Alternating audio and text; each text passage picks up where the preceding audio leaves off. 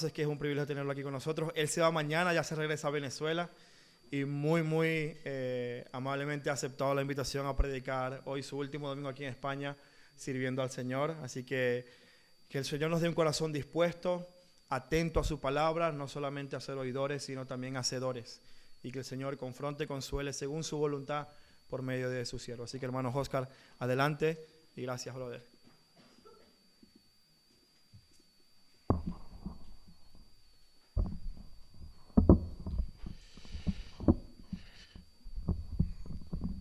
Buenos días, hermanos, que el Señor les bendiga.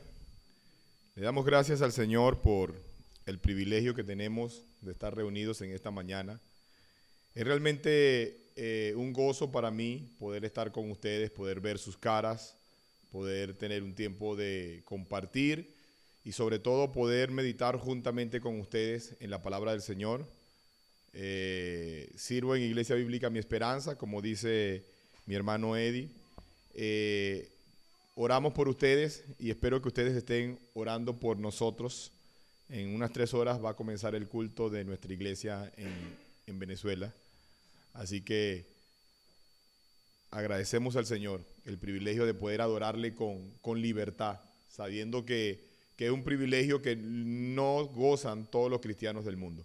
Así que, mis hermanos, quiero pedirle por favor que vaya a su Biblia, al texto de Filipenses capítulo 4, versículos 10 al 13, Filipenses 4, versículos del 10 al 13. Quiero que me acompañe, por favor, en la lectura. Yo lo leo para ustedes y usted me acompaña allí con su vista. Filipenses 4, versículos del 10 al 13. Dice la palabra del Señor: en gran manera me gocé en el Señor de que ya al fin habéis revivido vuestro cuidado de mí, de lo cual también estabais solícitos, pero os faltaba la oportunidad. No lo digo porque tenga escasez, pues he aprendido a contentarme cualquiera que sea mi situación. Sé vivir humildemente y sé tener en abundancia. En todo y por todo estoy enseñado, así para estar saciado como para tener hambre, así para tener abundancia como para padecer necesidad. Todo lo puedo en Cristo que me fortalece. Amén. Permítanme orar nuevamente. Amado Padre, estamos delante de ti como tu iglesia, esperando ser bendecidos por tu preciosa palabra. Danos oídos atentos para que podamos escuchar tu voz mientras tú nos hablas, Señor. Permítenos ser fieles, oidores, dispuestos a poner tu palabra por obra, no olvidadizos. Danos fortaleza, danos ánimo, santifícanos a través de tu palabra y al mismo tiempo te pedimos que hoy sea un día de salvación. Padre, usa mi humana debilidad, que yo pueda con precisión, con claridad presentar el mensaje de tu palabra. Ayúdame, Señor, durante este tiempo y bendice a tu iglesia. Te lo pedimos en los méritos de tu Hijo amado. Amén. Mis hermanos, vivimos en una época, llena de superficialidad. Estamos en una época donde nos hemos hecho muy superficiales. Damos importancia a cosas muy triviales. Ahora, existen 2 cosas esenciales que el cristiano debe practicar, en el que el cristiano debe ejercitarse si ha de vivir una vida cristiana plena. Y estas 2 cosas de las que quiero mencionar de manera introductoria están íntimamente vinculadas. Pero antes de mencionarlas, quiero que sepas que estas 2 cosas de las que yo voy a hablar son una característica sine qua non de un verdadero creyente y para una verdadera vida cristiana. Dicho de otra manera, este ejercicio, esta práctica en estas 2 cosas que estoy por mencionarle, caracterizan naturalmente a un verdadero cristiano. Así que yo quiero que inicialmente tú apuntes en tu memoria esto. Debo ejercitarme en el sufrimiento y el contentamiento. ¿Lo tienes? Debo ejercitarme en el sufrimiento y el contentamiento. El clímax de la vida cristiana es poder tener contentamiento en medio del sufrimiento. Y de una manera más amplia o más clara, el clímax de la vida cristiana es poder tener contentamiento en medio de cualquier situación que estemos pasando. Ahora, no quiero que se confundan. No podemos mezclar o confundir la idea de contentamiento con alegría. Porque se puede estar afligido, pero aún así estar contento. El gran predicador puritano Jeremiah Burroughs dijo: el contentamiento es principalmente un estado interno, caracterizado por un corazón en calma, que se somete a la voluntad de Dios en todas las condiciones. El creyente puede reconocer el dolor mientras descansa en la seguridad de la soberanía y la bondad de Dios. El apóstol Pablo había fundado la iglesia en Filipos y la historia nos dice que luego de que él fundó la iglesia, él había contado con el apoyo económico de la iglesia. Aún a pesar de que la iglesia en Filipos era una de las iglesias más pobres, fue un pilar importante en el apoyo financiero del ministerio evangelístico del apóstol en la zona de Macedonia. El punto es que luego de que esto comenzó así, parece que las circunstancias cambiaron y ese apoyo económico que la iglesia había estado enviando al ministerio del apóstol Pablo ahora había menguado. La providencia siguió su curso y esta carta es escrita desde una cárcel en Roma. Posiblemente el apóstol Pablo estaba preso, encadenado allá y viviendo tiempos muy difíciles cuando la iglesia de Filipos envía a este hermano llamado Epafrodito, que a propósito escuché que alguien estaba embarazado, es un buen nombre para su hijo, Epafrodito, y envía a este hombre emisario con una ofrenda para aliviar sus necesidades. Así que una de las motivaciones principales del apóstol Pablo al escribir la carta a los filipenses es agradecerles por el envío de esa ofrenda.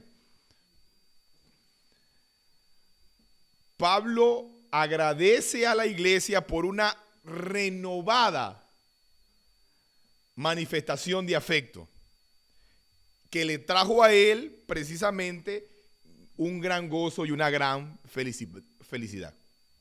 Así que la idea del texto es que el cuidado que se había marchitado ahora ha florecido nuevamente. De manera que para evitar ser malinterpretado, el apóstol Pablo pasa a dar algunas explicaciones que precisamente pintan para nosotros un hermoso cuadro de confianza en el Señor, al que nosotros llamaremos un cuadro del contentamiento cristiano. El camino que vamos a seguir es el de un pintor que va dando forma a una hermosa pintura, por lo que cada punto de nuestro bosquejo que estoy viendo allí en pantalla, lo que va a hacer es añadir rasgo, color, imagen a la pintura final. Y estos son los 3 puntos que vamos a seguir. Gozo en medio de la providencia, confianza en el Señor en medio de cualquier situación y por último, una dependencia absoluta de Cristo. El texto comienza diciendo: en gran manera me gocé en el Señor de que ya al fin habéis revivido vuestro cuidado de mí, de lo cual también estabais solícitos, pero os faltaba la oportunidad. Para entender esta declaración, tenemos que tener evidentemente en cuenta el contexto histórico. Pablo visitó Filipos por primera vez más o menos en el 50 o 51 después de Cristo. No podemos ser muy exactos con esta fecha, pero pensemos en esa. Y allí estableció una comunidad cristiana.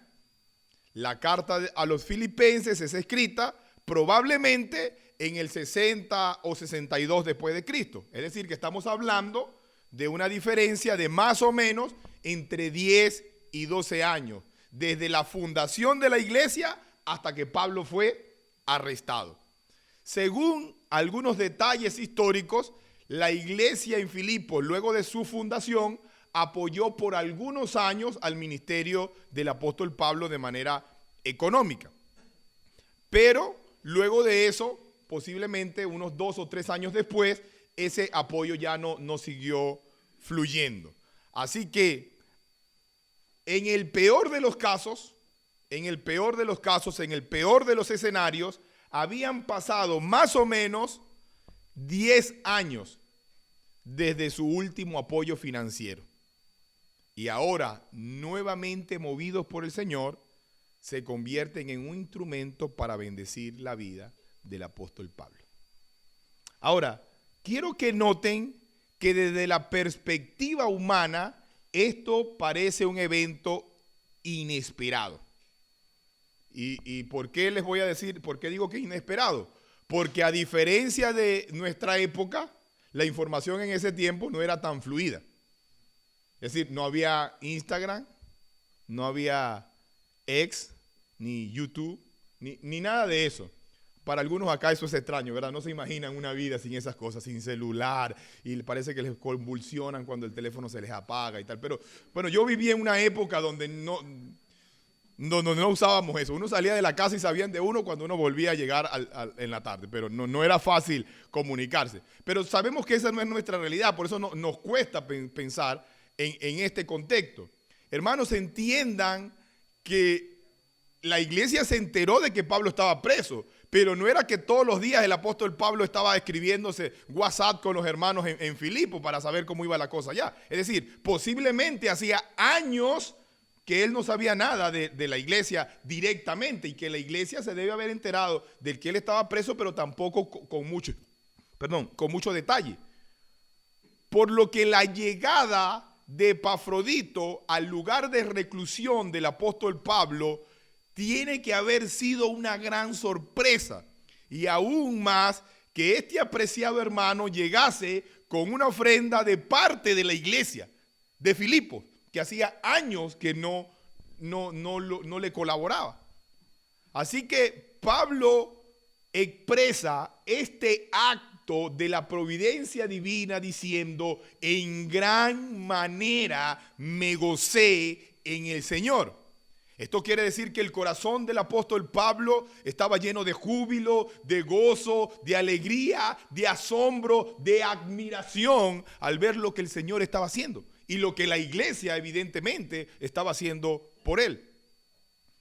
Ahora, puede que se entienda, si usted lee la carta y la línea que acabo de mencionar, que su acción de gracia iba cargada de reproche, dado que la base de su gozo parece ser que una iglesia que lo había ayudado y que luego lo dejó de ayudar, esa ayuda que se había muerto, ahora ha revivido. Porque el texto dice: y al fin, oye hermano, hasta que se acordaron del apóstol Pablo, que está preso aquí por predicar el evangelio. En este punto podemos pensar que la idea del apóstol entonces es que él se gozaba porque una iglesia desagradecida que lo había olvidado, al fin le ha vuelto a recordar. Pero Pablo aclara en el texto que esto no funciona de esa manera. En medio de una gran necesidad, el apóstol no deja que la amargura gobierne su vida, sino que al contrario permite que el gozo que le llenaba, el gozo del Señor, le permita experimentar en este acto providencial la bondad de Dios. Así que Pablo no deja que malos pensamientos llenen su mente, sino que al contrario, él puede pensar en esta situación de manera correcta de sus amados hermanos en Filipos.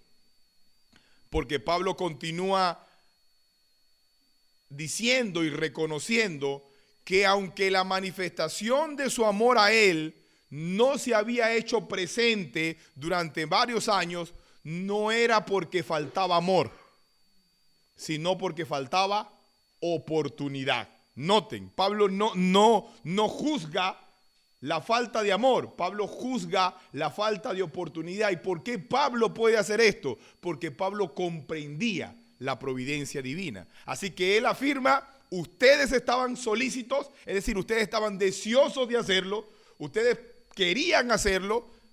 Noten que tenían tiempo que no se veían, pero Pablo está diciendo, yo sé que ustedes me aman, yo sé que ustedes tenían la disposición de ayudarme, pero os faltaba la oportunidad. Y ahora la solicitud y la oportunidad se han conjugado en la providencia divina y finalmente entonces el apoyo ha llegado.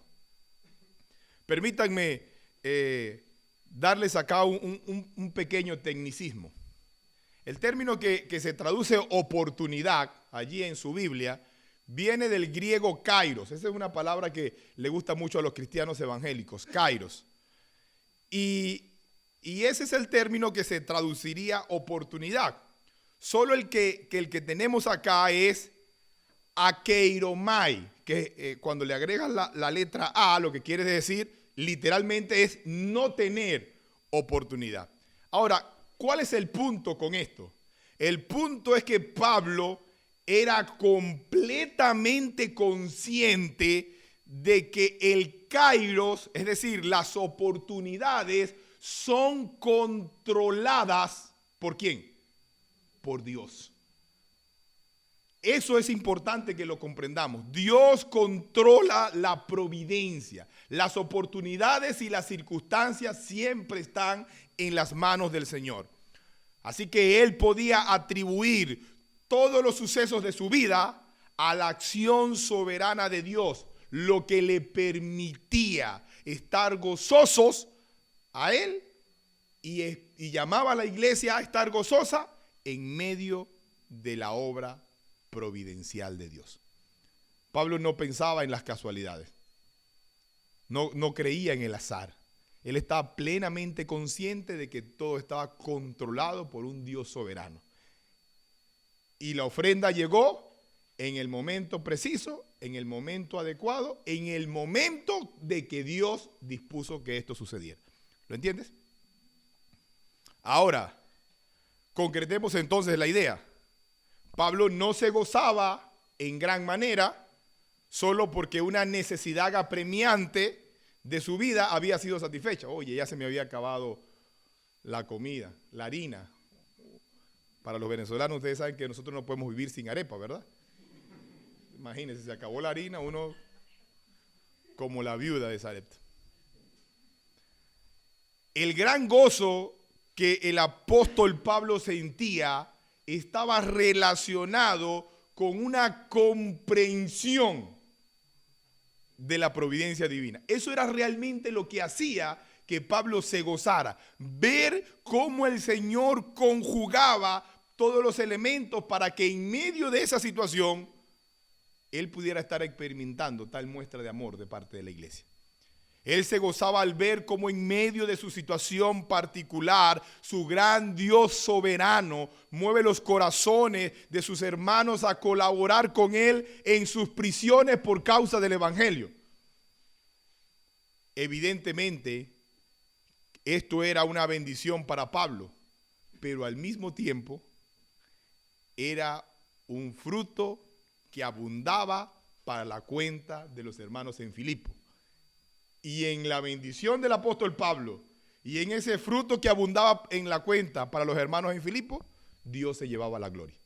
Es decir, Pablo era bendecido, la iglesia era bendecida y Dios era glorificado. Y eso, hermanos, es lo que llenaba a Pablo de gozo, de satisfacción y de alegría.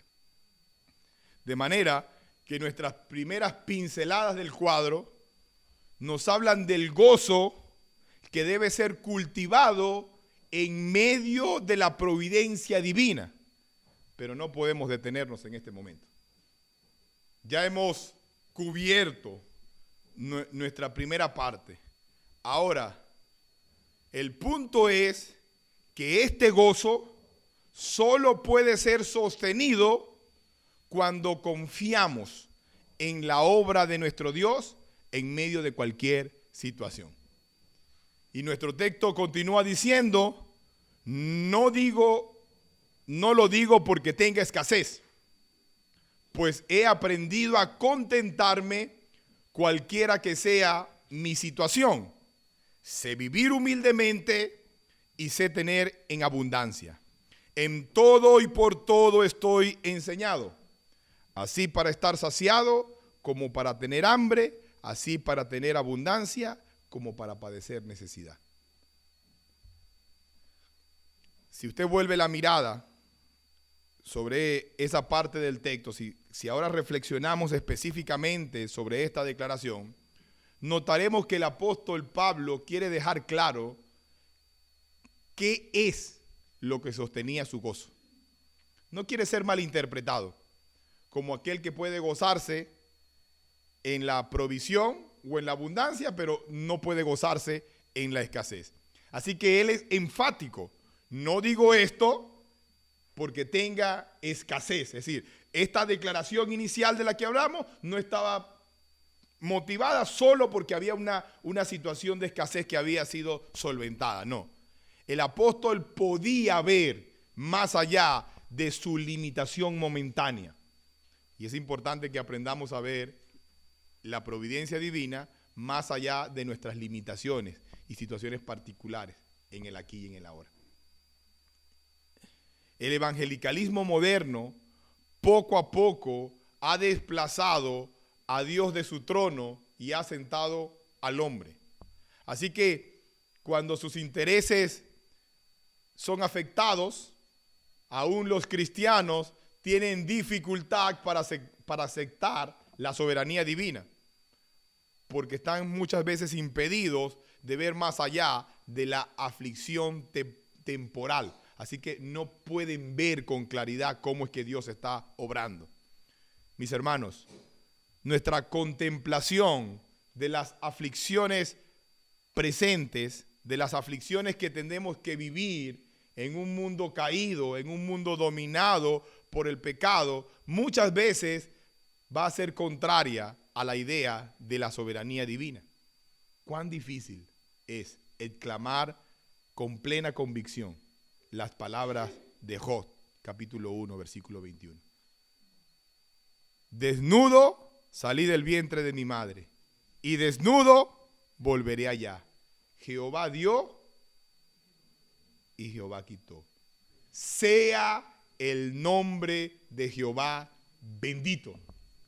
Es difícil. No es fácil clamar eso con seguridad y con propiedad. Y aclaro, muchas veces tu problema no es cuando Jehová da. Cuando Jehová da, aleluya, gloria a Dios. ¿Sí? El punto es cuando Jehová quita. Cuando quita la salud, cuando quita la economía, cuando quita la comodidad, cuando estorba las relaciones. Ahí es donde surge la pregunta. ¿Por qué, Señor?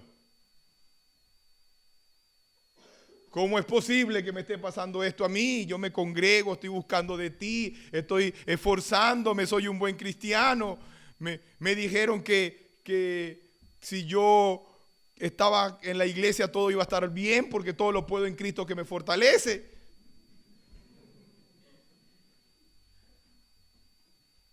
Pablo, inspirado por el Espíritu Santo, es completamente intencional en mostrarnos un principio de confianza en el Señor en medio de cualquier situación.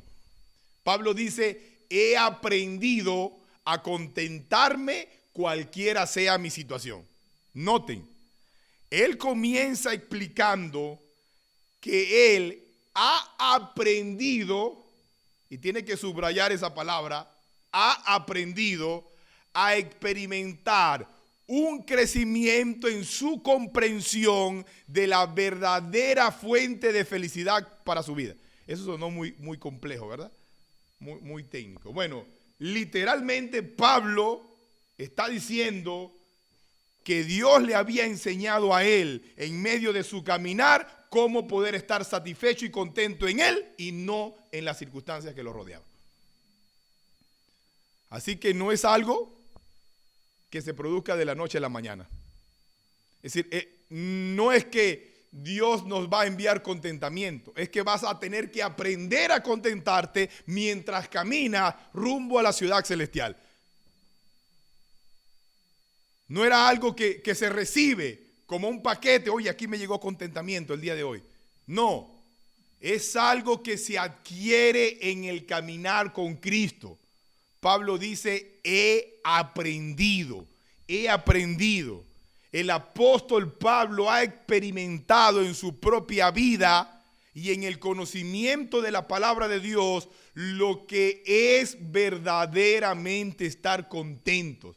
Recuerden que dije al principio que vivimos en una era de superficialidades, donde la gente se contenta o se alegra, sería el punto, por trivialidades. Pablo dice que ahora él había entendido que el gozo verdadero, que la felicidad verdadera no dependían de la situación. Y entonces, ¿de qué depende el gozo verdadero? ¿De qué depende la verdadera felicidad? ¿Cuál es el camino a la felicidad? Pablo entiende que no depende de la situación, sino de su posición en Cristo. Estamos inmersos en una época donde las personas nunca están satisfechas. Sí, nos quejamos por todo. Como una canción popular en Venezuela, posiblemente le suene a ustedes, se llama la canción de la pulga y el piojo. ¿Sí? ¿Se les recuerda, no? Y dice, la pulga y el piojo se quieren casar, pero no se casan por falta de pan. Entonces sale alguien por allá y dice, yo pongo el pan. Ya no es por el pan, que ya lo tenemos, ahora es donde lo hallaremos. Entonces cuando uno no es por una cosa, es por otra. Creo que aquí en España dicen algo así, si no son pitos, son flautas o algo así como eso, no sé. Es decir, cuando no falta una cosa, falta otra. Comenta un escritor que en nuestra época se ha perdido la diferencia entre necesidades y deseos. Por eso muchos van tras sus deseos pensando que son necesidades. Y esto, hermanos, impide que estar contentos. Y esto les permite disfrutar del verdadero contentamiento. Por ejemplo, las damas tienen 10 pares de zapatos y dicen, necesito unos zapatos nuevos. No es nada en contra de las damas, pero saben a qué me estoy refiriendo, ¿verdad? Bueno, mejor no me meto con las damas porque son mayoría acá. Voy a dejarlo hasta ahí. ¿Verdad? No conviene. El término que se traduce contentar solo aparece en el Nuevo Testamento en esta línea. Es decir, acá en este texto. El punto es que este término en el griego denotaba la idea de autosuficiencia en el pensamiento griego. La autosuficiencia era una de las virtudes estoicas de la época. Así que posiblemente cuando alguien lee esto pudiera acusar al apóstol Pablo de ser un promotor del pensamiento estoico. Pero esto está muy lejos de la realidad. No es que Pablo pensara que en sí mismos los hombres podían alcanzar el control de sus emociones de tal forma de que no fueran afectados por las banalidades del mundo. No. Lo que Pablo enseña es que podemos aprender a estar contentos en medio de cualquier situación, no si confiamos en nosotros mismos, sino si ponemos nuestra confianza en el Señor. Y eso es totalmente diferente al pensamiento estoico. Pablo afirma que él ha aprendido el secreto de estar satisfecho independiente de la situación. Y este secreto es descrito en términos generales, como lo traduce la Biblia de las Américas. Me gusta un poquito más en este caso. Sé vivir en pobreza y vivir en prosperidad. Esto quiere decir que su condición económica no condicionaba su contentamiento. Él ha aprendido que el estar contento trasciende a los bienes materiales que este mundo puede ofrecer. El punto es que para algunos estar en una situación de condición limitada económica es una gran causa de falta de contentamiento. Al punto de que muchas veces condicionamos y pensamos, si yo tuviera un carro, yo sí llegaría temprano a la iglesia. Si yo tuviera esto, si yo tuviera lo otro, y aún nuestro servicio al Señor se ve condicionado por el si yo tuviera algo. Sin embargo, con su ejemplo, el apóstol Pablo nos dice que esto no debe ser así. Podemos estar satisfechos en el Señor teniendo poco, pero vean esto. Lo interesante es que él no habla de contentamiento solo enfocándose a tener poco, sino que aún habla de poder estar contentos cuando tenemos mucho. Es interesante porque uno pudiera pensar, bueno, yo estoy insatisfecho porque no tengo algunas cosas. Si las tengo, entonces ahora voy a estar contento. Pero Pablo dice no. Es decir, el contentamiento no tiene que ver solamente con no tener. El contentamiento también tiene que ver con tener. Por eso él habla también de la prosperidad. Aún teniendo mucho, podemos llegar a luchar con una actitud de falta de contentamiento. Me gusta cómo lo escribe el sabio Salomón en Proverbios capítulo 30, versículos 8 y 9. Lo dice así: vanidad y palabra mentirosa aparta de mí. No me des pobrezas ni riquezas. Ven, es una oración. No me des pobreza ni riqueza. Manténme del pan necesario, no sea que me sacie y te niegue y diga quién es Jehová, o que siendo pobre hurte y blasfeme el nombre de Dios. Noten, hay problemas al tener mucho, pero también hay problemas al tener poco. En su vanidad, en ese afán que muchas veces nos embarcamos, el hombre, mientras más tiene, más quiere. Y si no se cultiva el contentamiento, esto no tiene límites. Hermanos, es fácil acostumbrarse a vivir bien y a tener comodidad. Así que solo pensar que eso se puede acabar te impide estar contento. Es decir, oye, estoy bien hoy, pero ¿qué pasa si el día de mañana? Y entonces pierdes la confianza. Pablo había sido formado en el calor de la batalla. Por eso él dice que había aprendido. Es decir, no era algo que fuera natural en él. Él no está diciendo, no, yo soy el hombre más contento del mundo. No. Él dice que lo ha aprendido.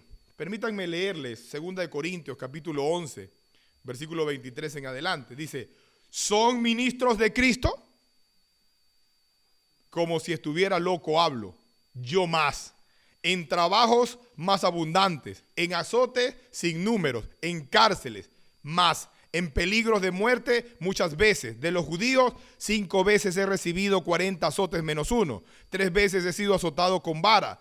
1 vez apedreado, 3 veces he padecido naufragio, una noche y un día he estado como náufrago en alta mar, en caminos muchas veces, en peligros de río, peligros de ladrones, peligros de los de mi nación, peligros de los gentiles, peligros en la ciudad, peligros en el desierto, peligros en el mar, peligros entre falsos maestros, en trabajo y fatiga, en muchos desvelos, en hambre y en sed, en muchos ayunos, en frío y en desnudez, y además de otras cosas, lo que sobre mí se agolpa cada día, la preocupación por todas las iglesias. ¿Cómo había aprendido Pablo a estar contento? Usted quiere estar contento, pero no quiere experimentar esto, ¿verdad? Esto no es una exageración orgullosa del apóstol Pablo. Es una expresión de un corazón confiado.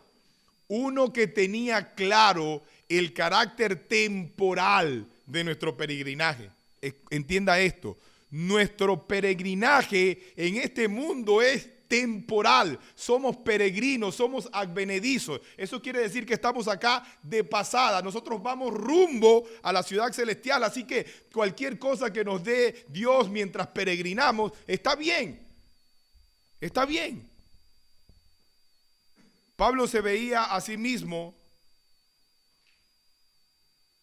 en este mundo, pero con su mirada puesta en la gloria futura.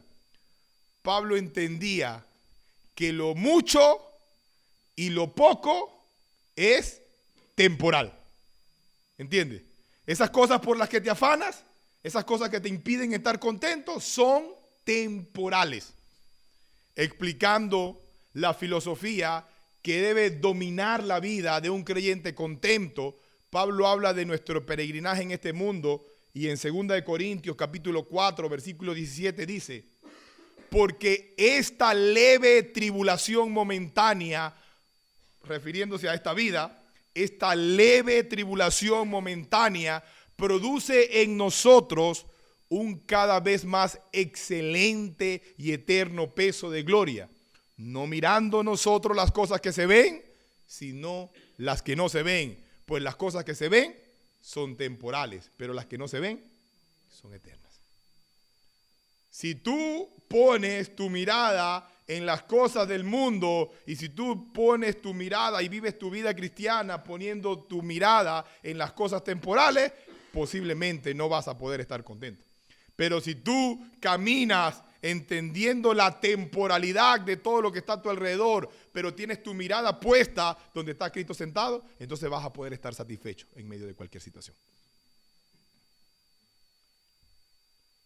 Lo mucho y lo poco no afectaban el contentamiento de Pablo.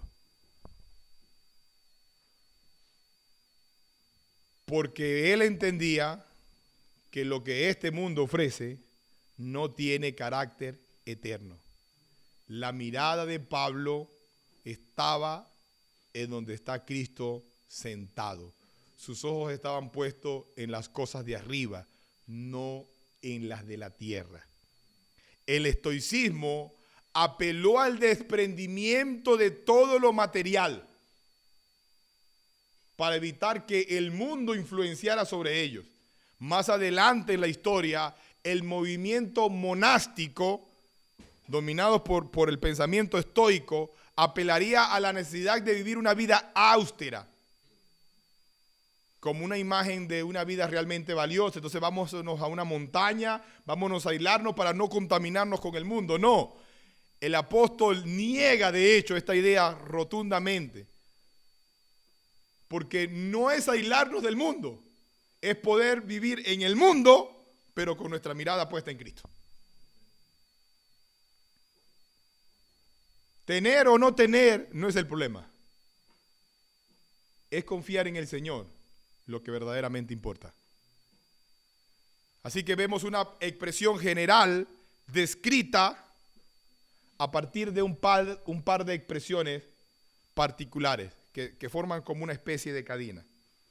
El vivir humildemente está descrito por padecer hambre y padecer necesidad. Y el vivir en la abundancia está descrito por estar saciado y tener abundancia. Si lo conjugamos, si unimos la idea, el primer bloque está hablando de una vida de humillación y limitación, pero no solamente enfatizando las carencias materiales, sino vivir una vida caracterizada por la humildad. En Filipenses Pablo dice que nuestra actitud debe ser como la de Cristo, que se humilló, se despojó. Es decir, debemos aprender a vivir una vida en desprendimiento de todo aquello que puede limitar nuestra comprensión de la soberanía de Dios y nuestra confianza en Él. Y en el segundo bloque hablamos de una vida marcada por la abundancia y cualquier privilegio material, económico, pero también temporal. El punto, hermanos, es que el secreto del contentamiento no está ni en lo uno ni en lo otro. ¿Dónde está el secreto del contentamiento? En Cristo. Pero si le preguntamos retóricamente a nuestro texto, Pablo, ¿cómo es que podías estar contento en cualquier situación? ¿Cómo es que podías estar contento cuando estabas pasando hambre? ¿Cómo es que podías estar contento en la escasez? ¿Cómo es que podías estar contento también cuando tenías mucho y en la saciedad? Si le preguntamos retóricamente a eso en nuestro texto, entonces el texto responde, porque todo lo puedo en Cristo que me fortalece. Y esto nos lleva a nuestro último punto. A diferencia del estoicismo del siglo I, donde filósofos como Séneca y otros enseñaban que el hombre en sí mismo puede tener completo control de sus emociones y apetitos carnales, lo antes dicho no era un derroche de vanidad. Al pensar Pablo en sus propias capacidades, Pablo podía estar contento en medio de cualquier situación solo porque Cristo le daba las fuerzas para hacerlo. Esto era algo totalmente contrario al pensamiento del mundo. El mundo no puede comprender cómo es que los cristianos pueden gozarse en medio de la adversidad. El mundo no puede comprender cómo es que los cristianos pueden tener gozo en medio de las horas oscuras. Y el mundo no lo puede comprender porque el mundo no conoce a Cristo. Pero si tú eres cristiano y estás en Cristo y contemplas la faz de Jesucristo, entonces tú puedes caminar diferente al mundo. Noten entonces, hermanos, cuán inconsistente es ver a los cristianos insatisfechos como las personas del mundo y lidiando con las mismas situaciones con las que lidia el mundo. Subió la bolsa, bajó la bolsa, que viene la guerra y no sé. Nosotros en Venezuela tenemos nuestras propias preocupaciones, ¿no? Allá es la luz, allá es el agua, allá es el internet, aquí serán otras cosas. Así que esto no quiere decir, hermanos, que puedes tener cualquier cosa que te propongas, porque todo lo puedo en Cristo que me fortalece. No. Esto lo que quiere decir es que tú puedes soportar cualquier dificultad que sobrevenga a tu vida porque Cristo es la fuente de tu fuerza y las fuerzas de Cristo no se agotan. Efesios capítulo 6, versículo 10 dice, por lo demás, hermanos míos, fortaleceos en el Señor y en el poder de sus fuerzas. Así que esto no es una invitación a confiar en tus fuerzas, porque si confías en tus fuerzas vas a caer. Si confías en tus fuerzas vas a desmayar. Pero si confías en el Señor, que es la fuente de tu potencia y tienes tu confianza en Él, entonces sí puedes decir todo lo puedo en Cristo que me fortalece. Voy a poder pasar por cualquier dificultad confiado porque el Señor está conmigo. Una vida llena de contentamiento cristiano es una vida dependiente del poder de Cristo. Una vida contenta es una vida en Cristo. Solo en Cristo podemos tener verdadera felicidad y verdadera satisfacción. Por eso el apóstol afirma, y yo creo que Yo me sé creo que 2 o 3 versículos de la Biblia de memoria. Y este es uno de estos. Gálatas capítulo 2, versículo 20. Con Cristo estoy juntamente crucificado. Y ya no vivo yo, mas vive Cristo en mí. Y lo que ahora vivo en la carne, lo vivo en la fe del Hijo de Dios que me amó y dio su vida por mí. Esa es una expresión gloriosa de cuál debe ser la cosmovisión de todo creyente. Hermanos, tenemos que dejar de pensar como piensa la gente del mundo y movernos como se mueve la gente del mundo. Tenemos una cosmovisión superior. Mientras dependamos de nuestras propias fuerzas, no podremos vivir vidas realmente felices y contentas. No podremos vivir vidas plenas. El secreto de la felicidad no está en ti. El secreto de la felicidad está en Cristo. Isaías capítulo 41, versículo 10. No temas, porque yo estoy contigo. No desmayes, porque yo soy tu Dios que te esfuerzo. Siempre te ayudaré y siempre te sustentaré con la diestra de mi justicia.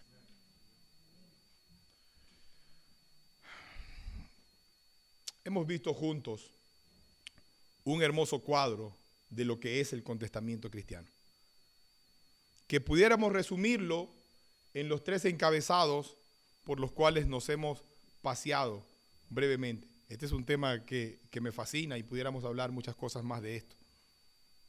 Una vida llena de contentamiento es una vida que se goza en medio de la providencia de nuestro Señor. Una vida llena de contentamiento es una vida de confianza en el Señor en medio de cualquier situación. Y por último, una vida llena del contentamiento es una vida que depende absolutamente del poder de Cristo. Dijimos también que el contentamiento cristiano es una característica distintiva de todo verdadero cristiano. Entienda esto. No todos van a poder disfrutar del mismo nivel de contentamiento, pero todos estamos llamados a ejercitarnos y aprender. La clave para esto, es decir, la clave del contentamiento cristiano y de crecer en el contentamiento cristiano es permanecer en Cristo y en su palabra. Cristo dijo a sus discípulos en el discurso del aposento alto: permaneced en mí y yo en vosotros. Como el pámpano no puede llevar fruto por sí mismo si no permanece en la vid, así tampoco vosotros si no permanecéis en mí. Yo soy la vid, vosotros los pámpanos. El que permanece en mí y yo en él, este lleva mucho fruto, porque separados de mí nada podéis hacer. ¿Cómo es que podemos entonces estar contentos? En Cristo, dependiendo de Él, confiando en Él, gozándonos en Él. Solo así podemos vivir vidas verdaderamente plenas. Ahora, permítanme aclarar algo. Si tú estás acá y no estás en Cristo, no puedes estar contento. No tienes razones para estar contento. Al contrario, si tú estás aquí sin Cristo, puede que estés en una búsqueda infructífera de la verdadera felicidad. En este punto, contrario a estar contento, si estás sin Cristo, deberías estar preocupado. ¿Sabes por qué? Porque vas rumbo a tu propia destrucción.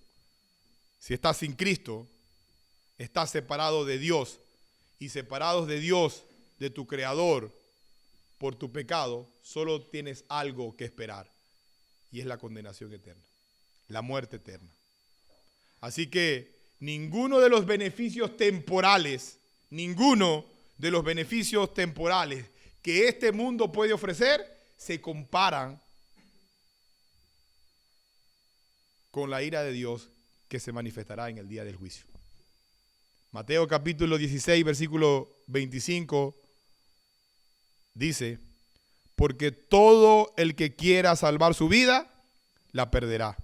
Y todo el que pierda su vida por causa de mí, la hallará. Y esta es la declaración. Porque ¿qué aprovechará el hombre si ganare todo el mundo? ¿Cuál sería el provecho si tuvieras todo lo que el mundo ofrece, pero pierdes tu alma? ¿O qué recompensa dará el hombre por su alma? La única posibilidad de salvación es la oferta del evangelio. Así que arrepiéntete de tu pecado y entonces encontrarás esa vida plena de la que he estado hablando durante este tiempo. No es una vida sin problemas. No es una vida sin dificultades, hermanos, no. Esto es para todos.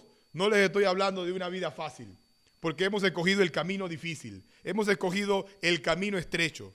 Pero lo que sí estoy diciendo es que podemos transitar por el camino estrecho y por las dificultades de este mundo con la certeza de que Cristo está con nosotros y sus fuerzas nos respaldan. Así que podemos afrontar cualquier adversidad con la promesa de gloria en su reino. Por eso la iglesia dice: ven, Cristo. Amén. Padre, estamos agradecidos contigo por la bendición que tú nos regalas en esta mañana de poder meditar en tu preciosa palabra, Señor. Ayúdanos a ser fieles y a poner nuestra mirada en ti. No nos dejes distraernos ni dejarnos deslumbrar, Señor, por las ofertas temporales del mundo. Al contrario, permite que la fuente de nuestro gozo, de nuestra alegría, de nuestro contentamiento esté en ti, Señor. No hay un Dios que pueda hacer las cosas como tú. Por eso te alabamos, te honramos y te exaltamos a ti. Yo te pido que bendigas tu iglesia y que le permitas, Señor, crecer en contentamiento. Que le permitas crecer, Señor, en confianza. Que le permitas crecer en dependencia, Padre. También te pido, Señor, por aquellos que pueden estar en este lugar, que no te conocen. Sálvales, Señor. Ten misericordia de ellos. Tráeles a Cristo, Señor, y permíteles disfrutar, Señor, de verdadera vida, de verdadera felicidad, Padre. Estamos delante de ti, oramos en los méritos de tu Hijo amado Jesús. Amén. Bendiciones, mis hermanos.